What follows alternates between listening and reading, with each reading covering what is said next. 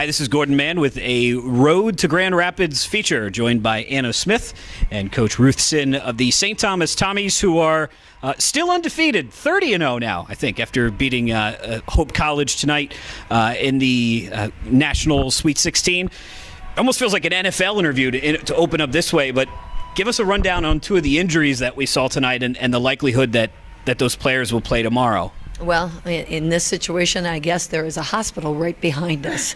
So we are in the situation right now that both of them are going to go in and get MRIs, and we're going to find out what it is. And right now, it didn't look like we could risk it at all. Okay. And everything's said and done. It's more about the young ladies in our program and make sure we do them right. So. Okay. Well, let's shift to a happier topic then. Anna, when Maggie was out there, Maggie Wires, she had 9 rebounds in the first half, and you guys really did a spectacular job on Hope's top 2 players who the post players, Rebecca Lawrence and Mara McAfee, who are averaging somewhere into 30 points combined per game. They were, I think, 0 for 17 in the first half, and you and Maggie were a big part of that. Talk about the preparation and getting ready for them coming in. Yeah, I think just playing against, like Coach was talking about, we have played against posts before. Not all the time, but the 2 posts that we have played against in the postseason, they're looking to score in the same types of ways. But also I think it was an advantage for us to have the length that we have. We could match up with their length really well, which I'm not sure that in the regular season if Hope really has people who are matching up that way. And so just mainly talking, like Maggie took over the low, like we would switch on all of our screens just to keep me at the high to guard more of the guard actions, and then keep Maggie down low to guard more of the post actions. And so constantly communicating, having backup options too of what we want to do post coverage. So if what we did in the first half wasn't working, we could change, but honestly we didn't really have to. So just taking away their strengths. I knew that McAfee was a good good shooter, mid-range shooter, and just kind of taking that away with my length, and then Maggie keeping Lorenz off the low block was big. So Maggie goes out. She had 9 rebounds at the point that she goes out, and then you bring I'm going to blank on her name, but the transfer from Winona State in the second half.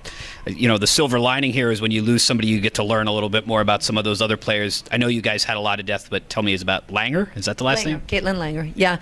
No, Caitlin did a nice job coming in. She's a 6'3" post player, so again, she's going to give us a little bit more length.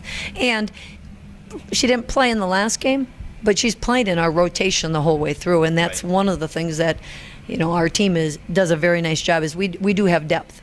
And so she understood, okay, this is an opportunity and I've got to come in and the team needs something, so I'm going to be able to provide it. And I thought Caitlin did a really nice job of doing that. It's very tough to lose Maggie. I think there was one game she had 19 rebounds. Right. She's just a phenomenal rebounder. So I thought the girls did a nice job with that.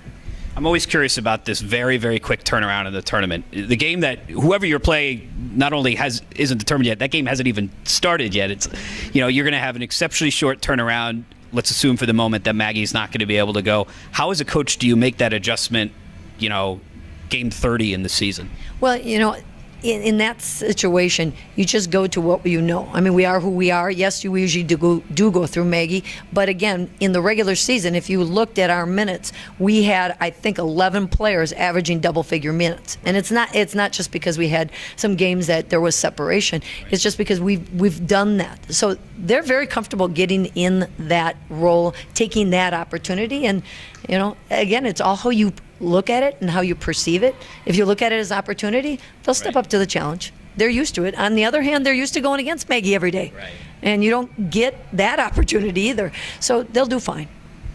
Anna, a lot of seniors on your team. You're one of them, Jenna Doctor and Maggie. Now, all 3 of you have missed time over the 3 seasons with injuries.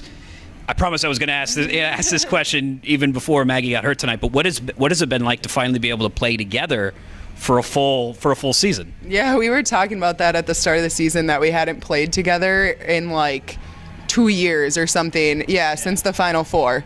So to have the chance, which is weird because we practiced together for so long before any of us got hurt, and so to just have that chance and really see the opportunity that we have to play off one another. We're all different players and bring different things to the team, and then having honestly 8 seniors total who have had that experience as well, like the ones who haven't gotten hurt, they step up every single day and they do their part. So it's awesome to play with us three, but it's awesome to just play with the 8 of us. So What have you been able to do differently as a coach with the health of those 3 players as opposed to having, I imagine they were big parts of your plan every single year, but now that you had them healthy this year, what did that enable you to do this year that you weren't able to do in the past? Well, again, you don't want adversity and something like that to be something you accentuate, but the thing is, all of them learned. I mean, they all grew as people. Yeah. They're phenomenal serving leaders now because they understood the path that they had to take. And so in that aspect, it has really helped our team because it's gotten us deeper, and it's also given them an opportunity on how to take care of their teams and how to communicate with that. So, I mean, I think, like I said, now that we're doing this, it's kind of like it's helped us get stronger and understanding that, we had the president come talk to us, and she talked about leadership and confidence, and that one of the things she said, you got to get over yourself. And so I think all of them realized, yeah, that's what we did, and that's how come we got stronger because of it, because we didn't wallow in it. And I honestly have to tell you, had we not gone through what we went through, there's no way we could have won that game. You had a very tough group of young ladies that could take the human element out, that they want to cry for their teammates right now, that they're just so emotionally distraught. They understood, we got to separate that. There will be time for that. Right now, we got to just invest in this game, and we're going to control the controllables. And I thought they did a great job with that. And this is my first time watching you live, but I have followed the team online, and I read the story about you guys traveling abroad, and even watching you in warm-ups tonight and after the game. This looks like a team that's having fun, which isn't always the case. Some teams look tight, some are very businesslike, some have, you can, even from a distance, you can notice the kind of pockets of friendship. How much fun is this team having? The king of all softball questions since you're 30-0. Yeah, I mean, we've had a taste since the Final Four. We were freshmen when we went to the Final Four, so our roles at that time were so much different. And being able to bring energy from the bench and cheering and just being crazy that way, we've known how to accept different parts of the game as we've gone through. And I think now we're just soaking it in. I mean, you're seniors, and this is such a fun experience. And I know for a lot of us, it's we want this experience for the freshmen and the underclassmen who are on the bench. We want to bring them the same way that our seniors when we were freshmen brought us to the Final Four. So I think just honestly cherishing every moment and having the team atmosphere where we all have each other's backs and we're all together all the time. That's how we operate. So it's awesome to have this experience. There's nothing like it. So just soaking it in and just having fun with it. So yeah. Last question for you, Coach. This team has been to the Final Four once before, and obviously you have one more game tomorrow. But compare this team for me, other than the fact that some of your players that are on the same 2 teams are obviously older now. Compare the 2 teams to each other. Well, again, through the injuries and through the experiences we've had, they understand the hunger, and this is a hungry team.